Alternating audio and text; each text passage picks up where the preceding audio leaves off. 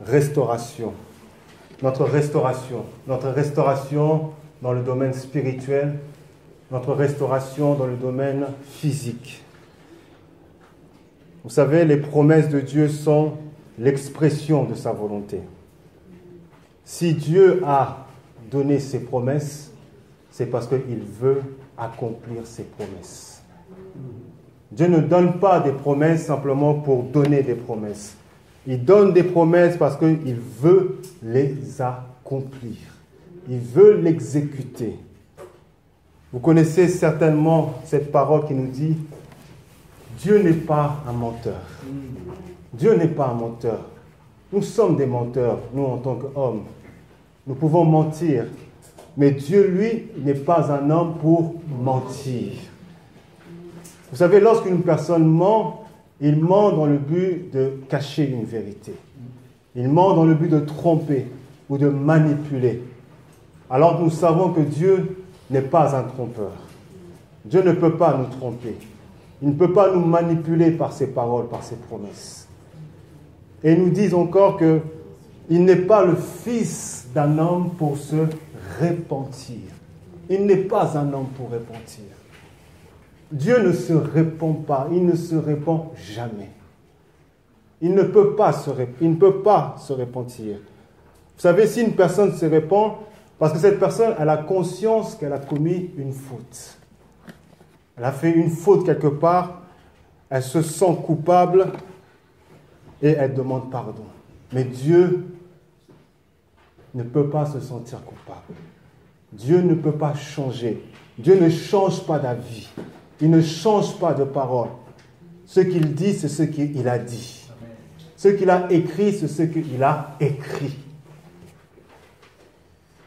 Dieu ne change pas. Voilà pourquoi si Dieu nous donne des promesses, parce que Dieu veut accomplir ses promesses. Et lui-même, il veille à ce que sa parole puisse être accomplie. Rappelez-vous de Jérémie, lorsqu'il a dit à Jérémie, « Je veille sur ma parole. Je veille sur tout ce que je t'ai dit, sur tout ce que je te dirai, pour faire en sorte que toutes ces paroles puissent être accomplies. » Que ce soit dans le domaine spirituel, dans le domaine physique. Pourquoi Dieu donne ses promesses? Et quelles sont les conditions pour entrer dans ces promesses? Nous allons voir ces promesses à travers le livre de Jérémie. À travers le livre de Jérémie, chapitre 30. J'ai bientôt terminé de méditer ce livre.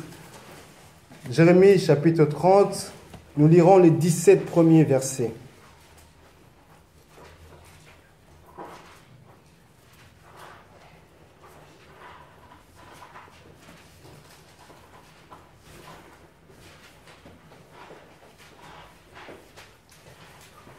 Si tout le monde a trouvé la parole, je peux lire.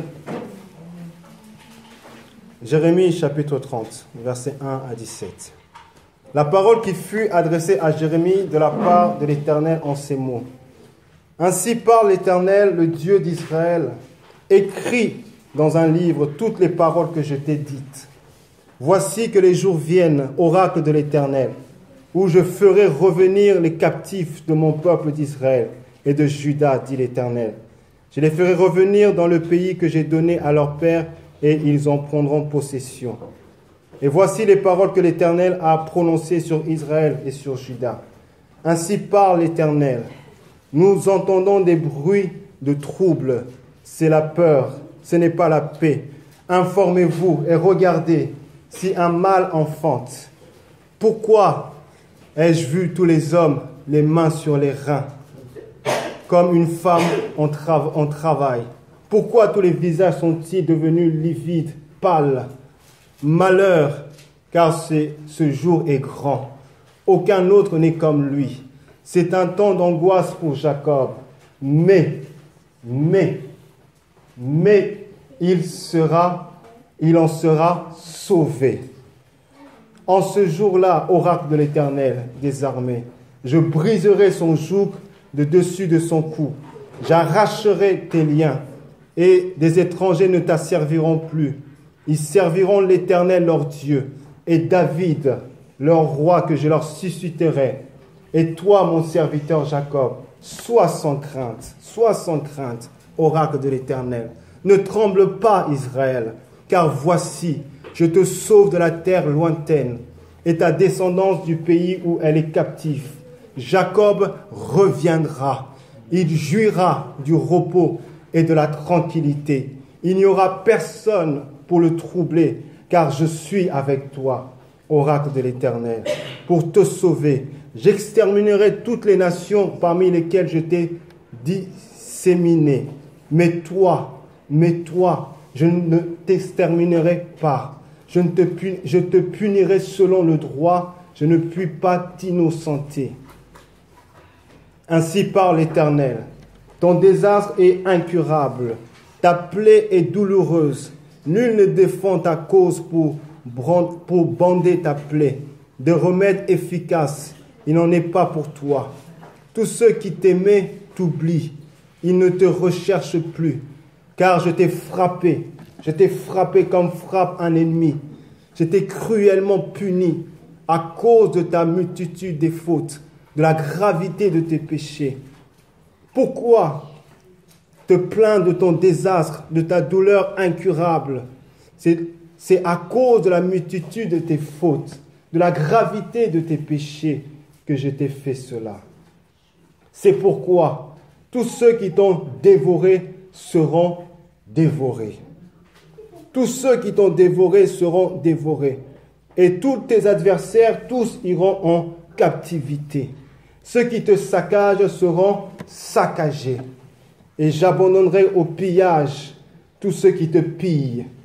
Car je te rétablirai, je te restaurerai, je te guérirai de tes plaies, oracle de l'Éternel. Amen. Amen. Amen. Lorsqu'il y a l'oracle de l'Éternel, nous disons Amen. Amen. C'est l'ainsi dit de l'Éternel. Seigneur, merci pour ta parole. Merci de bénir ta parole, Seigneur, mon Dieu. Oui, Seigneur, tu connais celui qui apporte cette parole. Il est faible, Seigneur. Il a beaucoup de défauts, Seigneur, beaucoup de failles, Seigneur. Aide-le, Seigneur, mon Dieu, à apporter ta parole, Seigneur. Donne la sagesse, la simplicité, ton onction, dans le nom de Jésus. Amen. Amen. Amen. Voici ce que le Seigneur dit à Jérémie. Le Seigneur dit à Jérémie, écris les paroles que je veux te donner dans un livre. Écris ces paroles-là. Écris ces paroles-là. Vous voyez, Dieu recommande à Jérémie d'écrire ces paroles parce que Dieu veut que ces paroles soient une preuve. Soit une preuve, car le jour où ces paroles seront, le jour où Dieu accomplira ces paroles, que le peuple sache que Dieu dit vrai. Que ce que Dieu dit, Dieu l'accomplit. Et Dieu demande à Jérémie d'écrire ces paroles afin que les générations futures sachent qu'il est Dieu. Dieu demande à Jérémie d'écrire ces paroles parce que Jérémie ne peut pas garder toutes les paroles dans sa tête. Il ne peut pas retenir toutes ces paroles. Ces paroles doivent être gravées sur des tables de pierre afin qu'on n'oublie pas ces paroles. Vous savez, il est nécessaire d'écrire la parole de Dieu. Lorsque nous entendons la parole de Dieu, lorsque nous venons à l'église, nous entendons le message, le Seigneur nous parle, le Seigneur nous convainc, le Seigneur nous révèle des choses, il est important de les écrire. Il est important de prendre des notes. Vous savez, nous ne pouvons pas tout retenir. C'est impossible. Quand nous sortons d'ici, si vous demandez à quelqu'un de quoi on a parlé, il te dira peut-être 10% de la chose. Pourquoi? Parce qu'il ne peut pas retenir. Et là, c'est le piège du malin. Parce que ces paroles sont une semence. Lorsque même si nous n'écrivons pas tout le message que nous entendons, mais nous écrivons ce que le Seigneur nous a parlé, les moments où le Seigneur s'est adressé à nous. Et nous gravons ces paroles-là sur les écrits. Et quand nous ouvrons nos Bibles, il y a certains moments où le Seigneur peut t'attirer vers ces paroles. Il te dit, lis ces paroles. Et lorsque tu lis ces paroles, le Seigneur te rappelle. Il te dit, souviens-toi de ce que je t'avais dit une fois. Amen. Vous voyez pourquoi l'importance d'écrire? Il est important d'écrire. Ne venons pas seulement à l'église, les mains vides, ou bien seulement avec nos Bibles. Prenons quelque chose à écrire. Le Seigneur dit à Jérémie, écris ces paroles. Il est important de savoir pourquoi le Seigneur donne-t-il ses promesses à son peuple. Pourquoi le Seigneur le fait? Et dans quelles conditions le peuple se trouve au moment où le Seigneur parle à Jérémie. Il est important de le savoir. Vous savez, au moment où Dieu est en train de parler à Jérémie, Dieu est en train de s'adresser à Jérémie, la situation du pays est extrêmement grave. La situation du pays est grave. Le peuple est dans une terrible souffrance. Vous voyez, le royaume de Juda arrive presque à sa fin. Le pays va être complètement en ruine, complètement être exterminé. Vous savez, le peuple a connu déjà une première déportation où une partie du peuple a été déportée. Et voilà qu'arrive bientôt, le peuple va connaître une deuxième déportation. Et le peuple est dans la frayeur. Le peuple est dans le malheur. Le peuple est dans les pleurs, dans les quiétudes. Mais dans ce moment de difficulté, de tristesse, le Seigneur parle. Le Seigneur parle. Quel que soit le moment de souffrance dans lequel nous pouvons être, si nous laissons le temps à écouter le Seigneur parlera. Il parlera. Quelle que soit la souffrance, le Seigneur parlera. Quel que soit le malheur que le peuple était, le Seigneur est en train de parler. Voici ce qu'il est en train de dire. Il sait que ce jour est difficile. Verset 5. Voici ce que dit l'Éternel. Nous entendons des cris de frayeur. C'est la panique et non la paix. Informez-vous donc et regardez si un homme peut mettre au monde un enfant. Pourquoi vois-je les guerriers, les hommes de guerre, les mains sur les hanches comme une femme prête à accoucher? Pourquoi tous les visages sont-ils devenus livides? Quel malheur, quel malheur. Voilà le grand jour. Il n'y en a jamais eu de pareil. C'est une période d'angoisse pour Jacob. C'est une période d'angoisse, c'est une période difficile pour Jacob. C'est le Seigneur qui le dit. Mais, il rajoute un mais il en sera délivré. Il en sera délivré. Vous voyez, Dieu donne même cette image où le peuple est dans une telle souffrance, et il prend l'image d'une femme qui est en train d'accoucher. J'ai assisté aux accouchements de mon épouse et je vois la souffrance dont elle a. Cette souffrance dont le peuple a. Ce peuple est en train de souffrir terriblement. Et pourquoi le peuple souffre? Pourquoi Dieu permet-il que ce peuple qu'il aime, que ce peuple qu'il a choisi, que le peuple qu'il a chéri, qu'il a donné la possession, pourquoi Dieu laisse souffrir ce peuple? Regardons au verset 15. Voici ce qu'il dit au verset 15. Pourquoi te plaindre de ton désastre, du fait que ta peine est incurable? C'est à cause de l'importance de tes fautes, du grand nombre de tes péchés, que je t'ai infligé ce traitement. Écoutez encore le verset 11. Si nous lisons la deuxième paragraphe, il dit ceci. Je te corrigerai avec justice. Je ne peux pas vraiment te laisser impuni. Je ne peux pas te laisser impuni. Vous voyez, Dieu dit que je ne peux pas fermer les yeux sur ton péché. Je ne peux pas faire comme si rien ne se passait, comme si je ne voyais rien. Amen. Dieu dit, je ne peux pas te laisser impuni. Vous voyez, un bon père de famille, c'est un père qui corrige ses enfants. Amen. Un bon père, une bonne mère, c'est une mère qui corrige ses enfants, qui reprend ses enfants avec amour.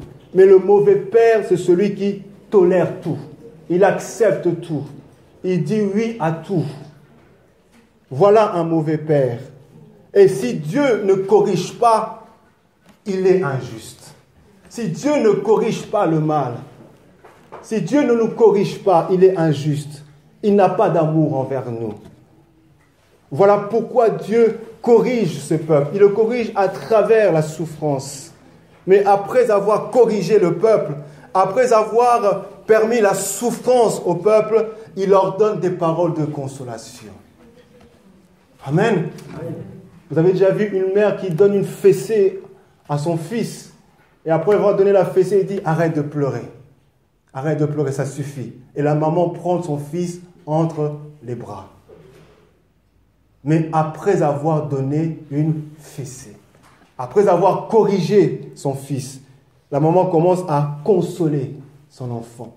Vous voyez, Dieu, après avoir puni son peuple, après avoir envoyé le désastre dans son peuple, il commence à donner maintenant des paroles de consolation. Voilà ce qu'il dit, verset 8. « Lorsque ce jour arrivera, déclare l'Éternel, le Maître de l'univers, je briserai l'autorité exercée sur toi. J'arracherai tes liens. Ils ne seront plus les esclaves d'étrangers, mais ils serviront l'Éternel leur Dieu. Et David leur roi, celui que je leur donnerai. Quant à toi, mon serviteur, n'aie pas peur, déclare l'Éternel. Ne te laisse pas effrayer, Israël. En effet, je te délivrerai de la terre lointaine. Je veux délivrer ta descendance du pays où elle est déportée. Jacob reviendra pour connaître la tranquillité et la sécurité. Plus personne ne l'inquiétera. Amen. Dieu donne ces belles promesses. Il dit, après que tu sois parti en déportation dans un terre lointain, sache que tu reviendras. Tu reviendras dans ta terre. Tu reviendras et tu vas revivre dans la tranquillité et dans le repos. Voilà les paroles de l'Éternel pour son peuple. Voilà les belles promesses que le Seigneur donne à son peuple. Quel est notre enseignement ce matin? Qu'est-ce qui nous intéresse ce matin? Ce qui nous intéresse de savoir comment le peuple est tombé dans le péché. Quel est le point de départ? Comment se fait-il ce peuple est allé dans la gravité du péché, est allé à offrir des sacrifices à des idoles, est allé à offrir ses propres enfants à des sacrifices. Israël est allé loin dans le péché. Mais comment se fait-il qu'il est tombé dans le péché? La raison est simple. Et c'est la raison que j'aimerais que nous puissions retenir. Tout simplement parce que le peuple a négligé sa relation avec Dieu. Le peuple a négligé sa relation avec Dieu. Le peuple s'est relâché dans sa consécration. Le peuple s'est relâché. Vous connaissez tous le conseil que Dieu donne à Josué. Dieu dit à Josué que ce livre de la loi ne s'éloigne point de toi. Médite-le jour et nuit pour agir avec fidélité, conformément à tout ce qui est écrit. Ne t'en écarte ni à droite ni à gauche, afin de réussir où que tu ailles. Ne t'en écarte pas. Reste fidèle à cette parole. Médite cette parole. Reste près de cette parole. Serre cette parole. Marche dans cette parole. Et là, tu réussiras. Et là, tu seras dans la paix. Là, tu seras dans le bonheur. Mais lorsque le chrétien néglige sa relation personnelle avec Dieu, bien aimé, nous avons une relation. Nous avons une relation personnelle avec notre Dieu. Et lorsque le chrétien néglige cette relation personnelle, il s'éloigne petit à petit de Dieu. Sans même le savoir, il s'éloigne de Dieu. Et la présence de Dieu en lui s'éteint à petit feu. Et le chrétien devient de plus en plus faible spirituellement. Et il tombe facilement dans le péché. Pourquoi? Parce qu'il a négligé. Il a négligé cette relation qu'il a avec Dieu. David a dit ceci: je serre ta parole dans mon cœur. Je serre ta parole, je garde ta parole auprès de moi. Je fais en sorte que je puisse marcher dans cette parole afin de ne pas pécher contre toi. Tant que j'ai cette relation avec la parole de Dieu, tant que j'ai cette relation avec mon Dieu, je ne pourrai pas pécher. Mais lorsque je néglige, je commence à me relâcher, je commence à m'écarter. Et là, je suis facilement attiré par le péché. La négligence consiste à se relâcher, à se relâcher dans la parole, se relâcher dans la méditation de la parole. Vous savez, la relation que nous avons avec Dieu, c'est à travers sa parole. Amen. C'est à travers la parole de Dieu que nous sommes en relation avec lui. Si nous n'avons pas de relation avec cette parole, si nous avons rarement la relation de Dieu, la relation avec la parole de Dieu, la parole écrite, nous avons rarement ce temps de méditation journalière,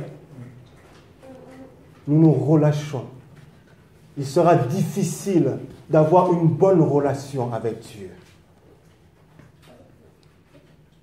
La négligence consiste aussi à se relâcher dans la prière. Posez-vous la question, quelle est la place de la prière dans votre vie? Quelle est la place de la prière dans ma vie? Quel temps je donne à la prière? Ce temps personnel, ce temps où moi-même je consacre à mon Dieu, je consacre à me mettre devant lui, à parler avec lui. Quel est ce temps que je donne à Dieu? La négligence consiste aussi à abandonner les réunions de prière, à fréquenter de moins en moins les réunions de prière. Vous voyez, lorsqu'on se relâche, on se dit, je viens de temps en temps, je viens un dimanche sur deux, je viens un vendredi sur deux, on est en train de se relâcher. On est en train de se relâcher dans son zèle pour Dieu, dans son amour, dans son engagement, dans son dévouement ou dans son service pour Dieu. On est en train de se relâcher. Et lorsqu'on est en train de se relâcher, on est en train d'ouvrir la porte à Satan. La négligence est une porte ouverte à Satan. Si vous rappelez cette parabole de Jésus dans Matthieu 13, 24, il est dit ceci. Matthieu 13, 24.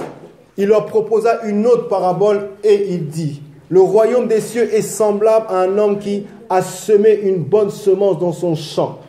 Mais pendant que les gens dormaient, son ennemi vint, sema de l'ivraie parmi le blé et s'en alla. » Pendant que les gens dormaient, l'ennemi vint et sema de l'ivraie.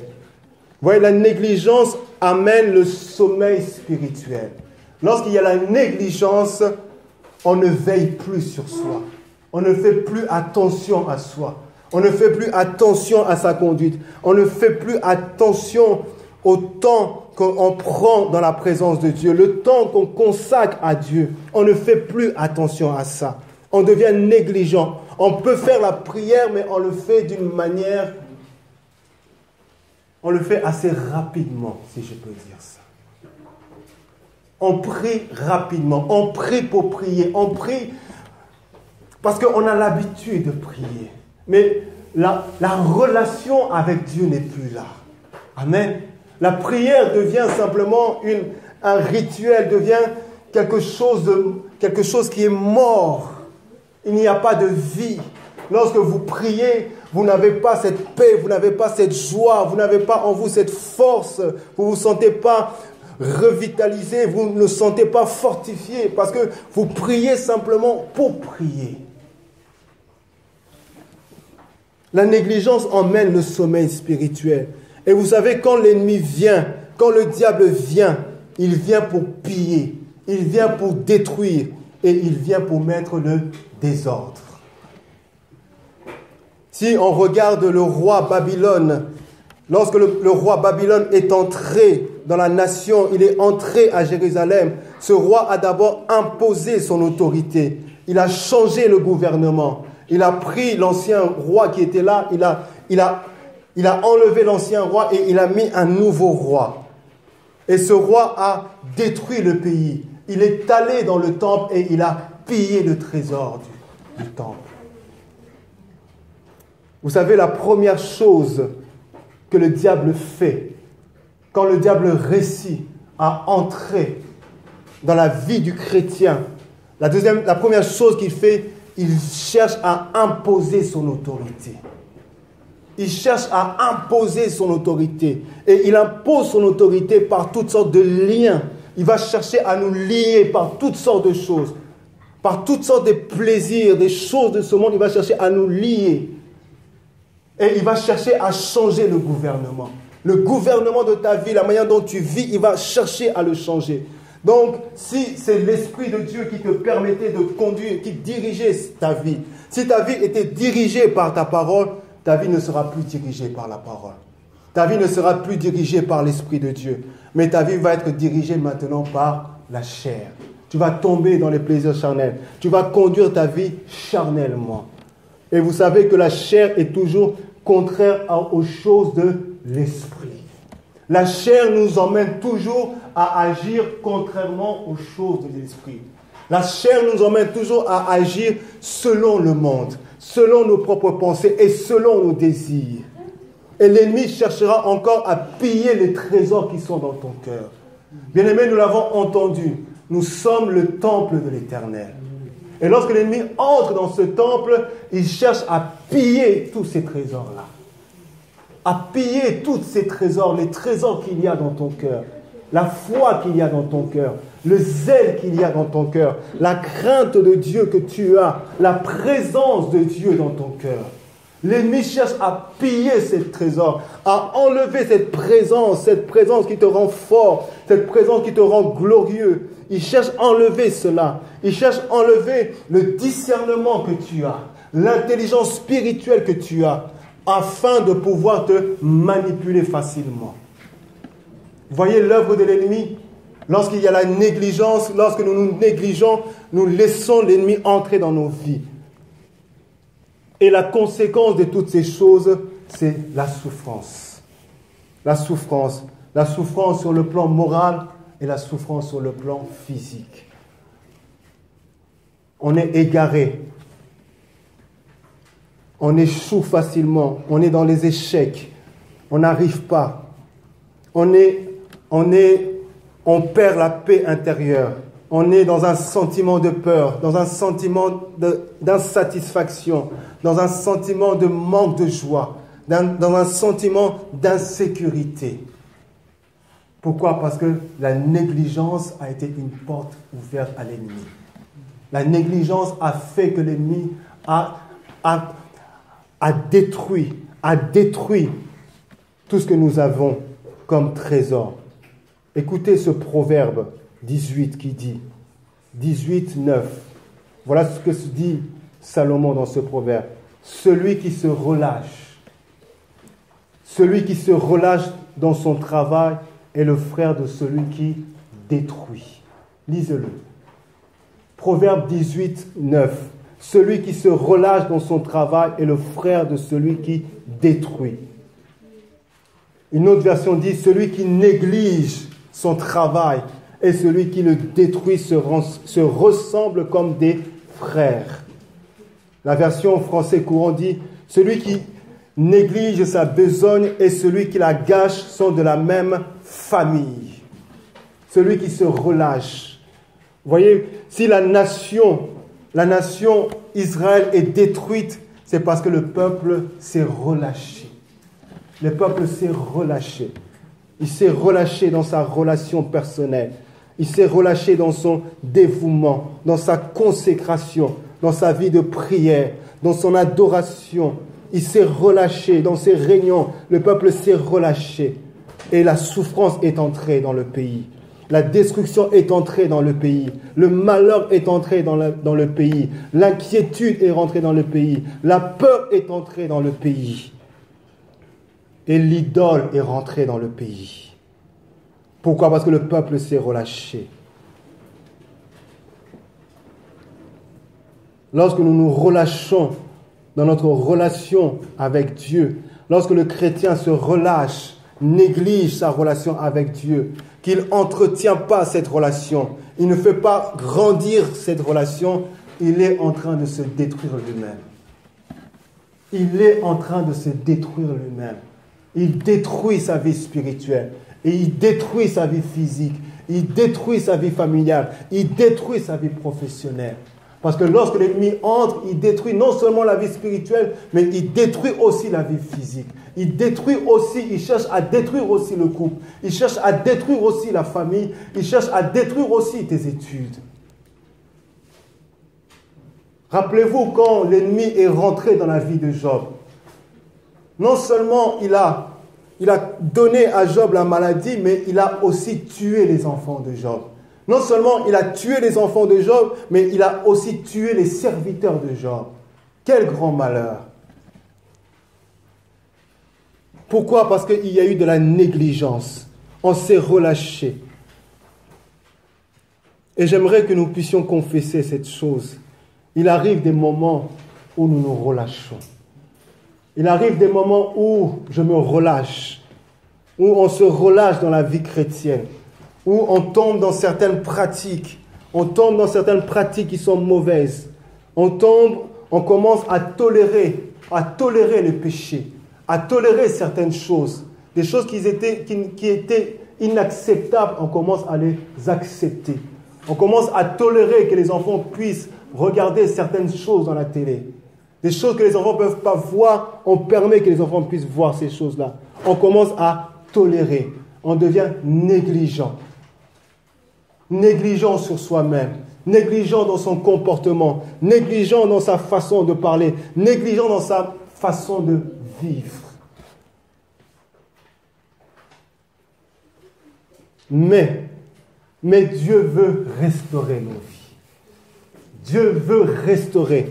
Dieu veut restaurer notre relation avec lui. C'est pour cette raison que Dieu nous a donné les promesses. Parce qu'il veut restaurer notre vie. Voilà la promesse qu'il nous a donnée. À partir du verset 8. Nous l'avons lu, mais nous allons le lire pour nous. En ce jour-là, oracle de l'Éternel des armées, je briserai ton joug, les liens qui sont dans ta vie, qui peuvent être dans ta vie, dans la souffrance qui peut être dans ta vie. Je briserai ton joug du dessus de ton cou, j'arracherai tes liens. Et des étrangers ne t'asserviront plus. Des désirs mauvais ne t'asserviront plus. Ils serviront l'Éternel leur Dieu. Tu serviras à nouveau ton Dieu. David, leur roi, que je leur susciterai. Qui est David pour nous? Qui est David? David, c'est Jésus. C'est notre roi. C'est notre Seigneur. Si Dieu a envoyé Jésus, si Dieu a suscité Jésus, c'est pour restaurer la relation avec lui. Amen. Amen. Il veut que nous puissions revenir dans le jardin d'Éden. Que nous puissions jouir à nouveau du bonheur, du bienfait, de tous les plans qu'il a pour nous. Il a envoyé Jésus afin que l'homme revienne. Je susciterai David. Et toi, mon serviteur, sois sans crainte. Sois sans crainte, ne sois plus dans la peur. Ne sois plus dans l'inquiétude. Quels que soient les problèmes que je peux avoir, quels que soient les soucis que je peux avoir. Parce que le Seigneur veut me restaurer. Il me dit, sois sans crainte. Arrête de craindre, arrête d'avoir peur. Peur de tes études, peur de ta situation, peur de ce qui peut t'arriver. Peur. L'homme a peur, nous avons tous peur quelque part. Et le Seigneur dit, sois sans crainte. Je veux restaurer. Je veux restaurer. Je veux restaurer. Et Jésus est la preuve. La mort et la résurrection de Jésus sont la preuve que le Seigneur veut apporter une restauration complète. Une restauration premièrement spirituelle, une restauration physique. Physique dans le domaine financier, dans le domaine professionnel, dans le domaine sentimental, dans tous les domaines, le Seigneur veut restaurer. Parce que nous ne sommes pas que esprit, nous avons aussi un corps. Amen. Amen. Le Seigneur parle de l'esprit et il parle aussi du corps. Le Seigneur connaît notre vie, il sait de quoi nous avons besoin. Et le Seigneur veut restaurer tout cela. Et il dit encore, car je veux te sauver de la terre lointaine et ta descendance du pays où elle est captive. Jacob reviendra. Il reviendra. Oui, le Seigneur veut que nous puissions revenir à lui. Le Seigneur veut rétablir sa présence à nouveau dans notre vie. cette présence qui nous fait du bien, cette présence qui nous rend forts. Le Seigneur veut rétablir à nouveau sa présence, que le peuple puisse revenir à nouveau dans sa présence. Il jouira du repos et de la tranquillité. Voilà ce que le Seigneur veut, que nous puissions jouir du repos. Le repos de la foi. La foi donne le repos. Que nous puissions être dans cette tranquillité, dans cette sécurité, même si les choses ne marchent pas correctement aujourd'hui, mais je suis dans le repos. Même si ma vie ne marche pas, je suis tranquille. Ça, c'est une grande force. Et de plus en plus, je suis en train d'expérimenter ces choses-là. Même si les choses ne vont pas, mais tu es calme. Amen. Tu es calme. Tu es calme. Tu ne te laisses pas balayer. Tu ne te laisses pas balayer par la peur. Tu ne te laisses pas inquiéter. Mais tu es calme. Et il dit, il n'y aura personne pour te troubler. Il n'y aura plus personne. Il n'y aura aucun souci pour te troubler. Aucun problème pour te troubler. Rien ne pourra te troubler. Parce que je te donnerai ce repos. Car, verset 11, car je suis avec toi, oracle de l'Éternel. Amen. Disons Amen, c'est l'oracle de l'Éternel. Car je suis avec toi. Amen. Le Seigneur le dit. Nous l'avons dit en commencement. Dieu dit, Dieu n'est pas un homme pour mentir. Il n'est pas un homme. Considérez ses paroles. Considérez réellement ces paroles. Prenez ces paroles et réfléchissez. Dieu dit, je ne suis pas un homme pour mentir. Je ne me réponds pas. Ce que je dis, je le fais. Il le fait. Il le fait parce qu'il est Dieu. Et Dieu veut restaurer tout ça. Il veut restaurer notre vie spirituelle. Mais Dieu ne restaure pas sans condition. Dieu ne peut pas restaurer nos vies sans condition. Dieu ne peut pas restaurer notre travail sans condition. Dieu ne peut pas restaurer tes études sans condition. Dieu ne peut pas restaurer la relation que nous avons avec lui sans condition. Il y a toujours une condition. Il y en a toujours. Dans 2 Chroniques 17, 2 Chroniques 7, 14, j'ai bientôt terminé.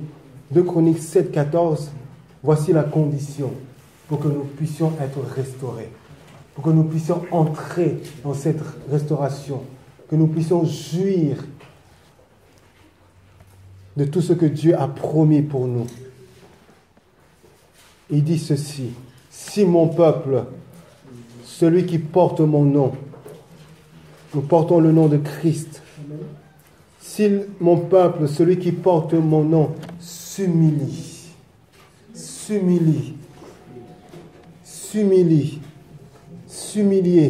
reconnaître, se rabaisser, s'humilie, prie, confesse et me cherche.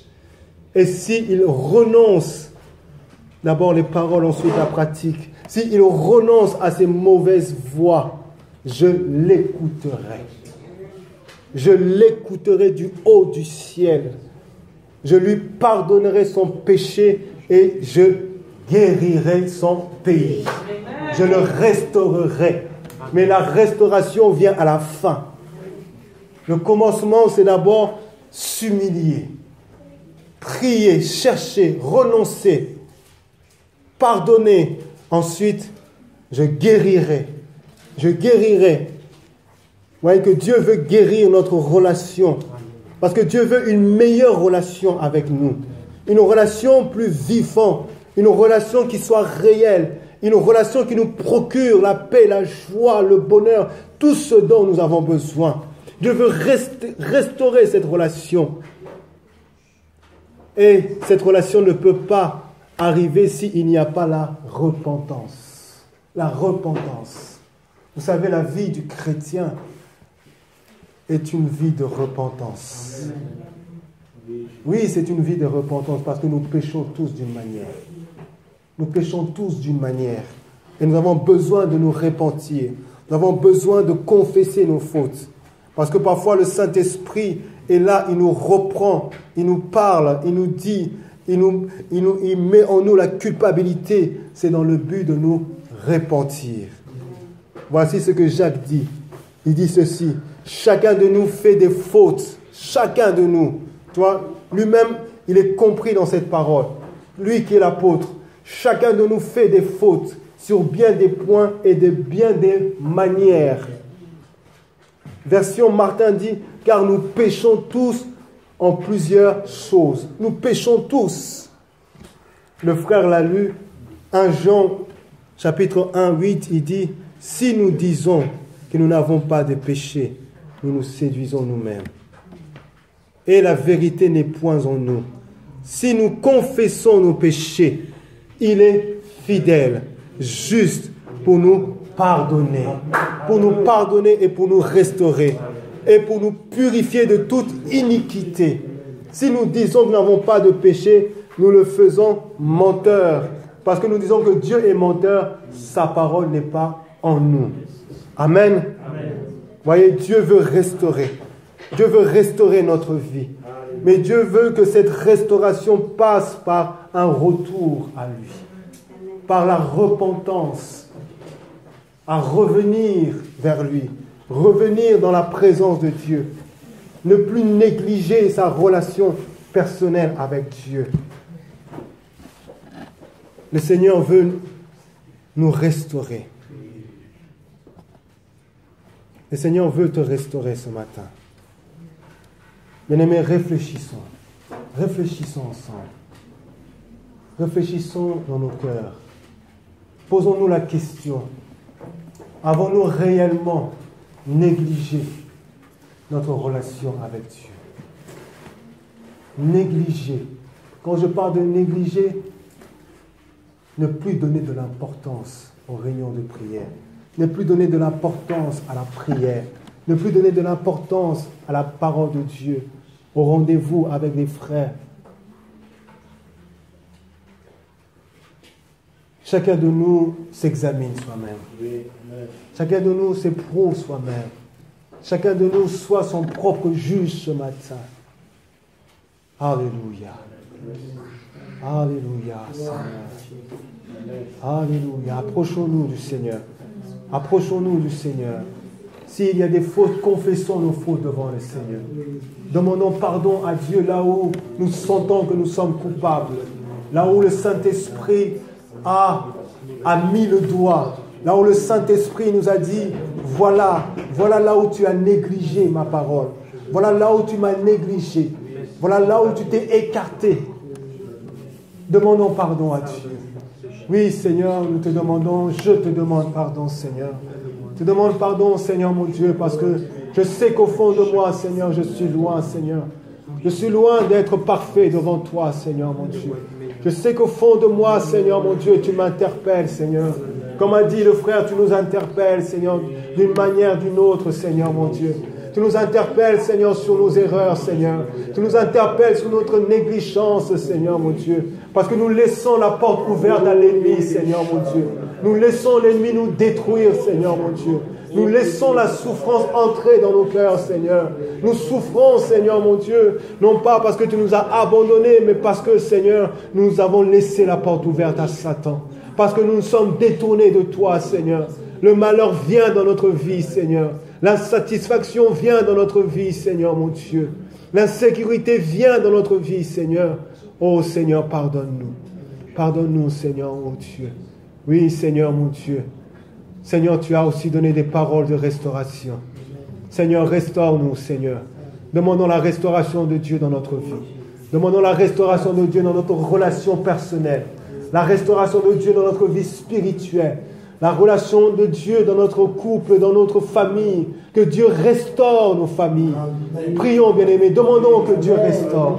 Seigneur, restaure-nous, Seigneur. Restaure-nous, Seigneur, mon Dieu, mon roi.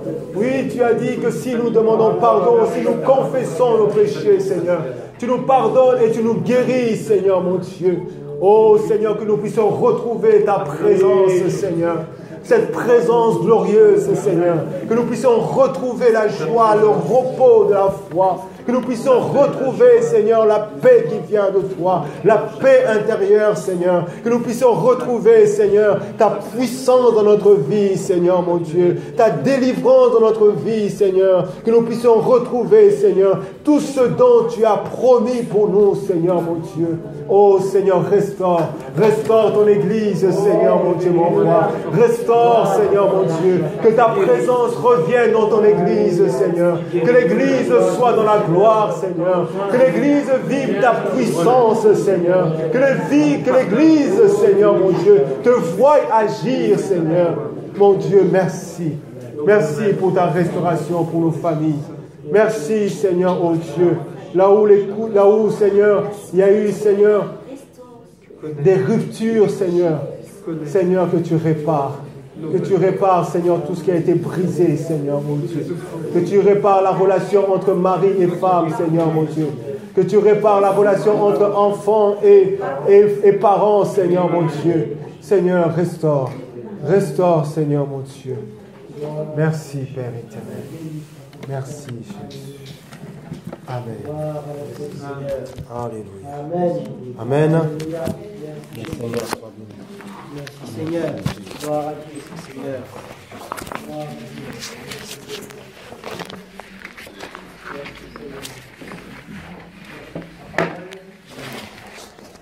Donc, voilà la pensée du Seigneur pour nous, cette